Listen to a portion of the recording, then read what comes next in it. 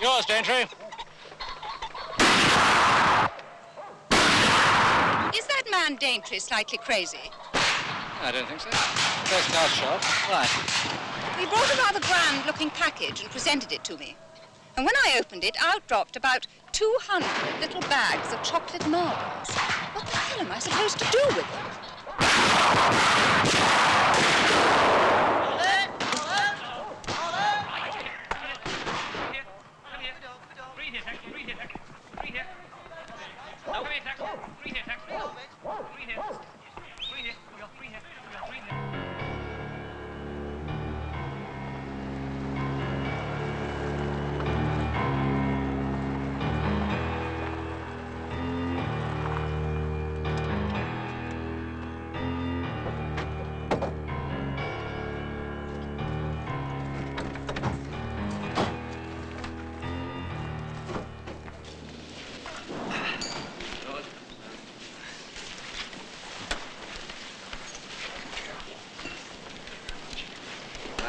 My dear fellow. I'm going up. But there are drinks for those who want one before changing. A good day's sport, I hope? Yes, the birds were going over well. I'm a fishing man myself. You're Daintree, aren't you? I took your blood pressure once. Oh, yes, of course, Dr. Percival. I wanted us to get together quietly here. Come into the study. My God, if these are not Maltesers. I always bought them at the movies when I was a kid. We owe them to Colonel Daintree. I haven't had a Malteser in donkey's years. Never go to the movies now, that's the trouble. There seems to be a leak somewhere in Section 6. At home or in the field? I'm not sure, but I have a nasty feeling it's here at home, in one of the African sections, 6A. I've just finished going through Section 6.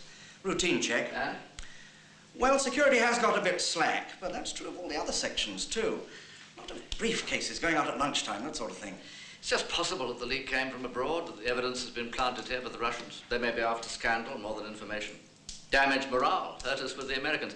A spy scandal could be more dangerous than the leak itself. Not a very important leak, then? A very small drip, mainly economic matters. Any ideas, Daintree? The head of Section 6, Watson, is fairly new. He's been very thoroughly checked out. Then there's Castle. He belongs to the slack vetting days, but I'd say he's clear. Married. Second wife, first wife dead. One child. House in the country. Life insurance. Very steady. A country house? No, a small house in Berkhamsted. On mortgage. No high living. Doesn't even run to a car. Dullish chap, really. We brought him back from Pretoria 7 or 8 years ago. Spot of trouble in Africa? Only personal. Some problems about the girl he wanted to marry. She was a black, wasn't she? Is that significant? Did I say so? Tell me about Davis. I don't know I'm quite so happy about Davis. Flashier type altogether. Bachelor, lives alone, spends fairly freely. Runs a pretty expensive car. So do I. Likes a bet. Fond of vintage port. I'm fond of vintage port. Reading University. Mathematics, physics, and Labour Party. Like nearly half the population. What about secretaries? They're vetted more carefully than anyone. The girl mainly concerned with 6A is General Chamberlain's daughter. May we ask who tipped us off? Moscow. A Soviet defector who remains in place. You know, the thing that worries me is that Davis was taking a report out of the office. I could put a maximum security check on him. Yes, but looking beyond that, suppose you proved it, what then? Well, that'd be up to the courts. Then they'll have pulled it off, won't they? Pulled it off? Another trial. Usual headlines. Nobody outside will know how unimportant the leak was. Only that the British Secret Service has been penetrated again. And then there's our source in Moscow. We don't want to blow him, as long as he proves useful. Might be better to shut our eyes to the whole thing. Move whoever is responsible to a backwater and forget him. And a better crime? The Russians don't often bring things to a trial. If we're to have any chance of beating them at their own game, well, it's important that we're playing the same game. Logical? I'm sorry, I don't know what you're talking about. Shall we have just one more whiskey, or should we leave it there? Well, I'd like another, if I may. I don't want to be difficult, but I would like to get things a little clearer. It's quite simple. Take Davis. You put on your maximum security check. You might give him a marked note. See if it turns up in Moscow, that sort of thing. I could feed Davis some plausible tidbit from the bacteriological boys at Porton. Then if it bounced back, there wouldn't be much doubt, would there? Then when we're quite certain he's our man, it seems to me, we just have to eliminate him. Eliminate? Well, Daintree, what we can't risk is a midnight flight and a press conference in Moscow. You asking me to push someone under a train? Good heavens, no, we can't afford an inquest. He should die quite peacefully, without pain if possible, poor chap. Who? If it is Davis, he's only just over 40. Makes life a bit difficult with these antibiotics. I mean, death. Perhaps a heart attack. Or his liver, if he drinks a lot. You said something about port, didn't you, Daintree? But I'm not saying he's guilty. None of us are. We're just taking Davis as an example to examine the problem. We may need the science boys. Nothing spectacular. Doctor's certificate. That's why I wanted Percival here to meet you.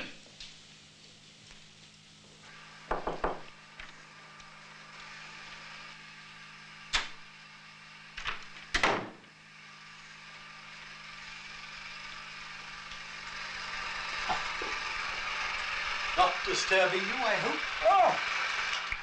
Forget to pack something. Anything I can lend you? What's that? Well, it was recommended by my dentist. The water gets between the teeth. Of course, you do eat rather a lot of chocolate, don't you? Mine was recommended by Cartier. Percival, it is after midnight. Didn't want you to go to bed troubled. You seemed rather shocked at Hargreaves' attitude. Perhaps I was. Hargreaves likes to shock. Bit naughty like that. Really? Do you shave morning as well as night? Yes, it's a habit. Something to do with being married, is it? My wife and I are separated. Never wanted to get married myself. The trout fishing season is far too short as it is. And there's another thing. You haven't been with us very long, you know. We all live in boxes. You know, boxes. Do you know Mondrian? Someone in the firm? Not as far as I know. He was a painter, chappie. Boxes. All part of the same picture. Each one separate, but held in perfect balance. Everyone to his own box. You in yours, I in mine. No responsibility for the next man's box. Makes sense, you know. Just find our leak and pass him on to the next box. No reason to lose any sleep. I wonder if the painter shares your interpretation. He's dead.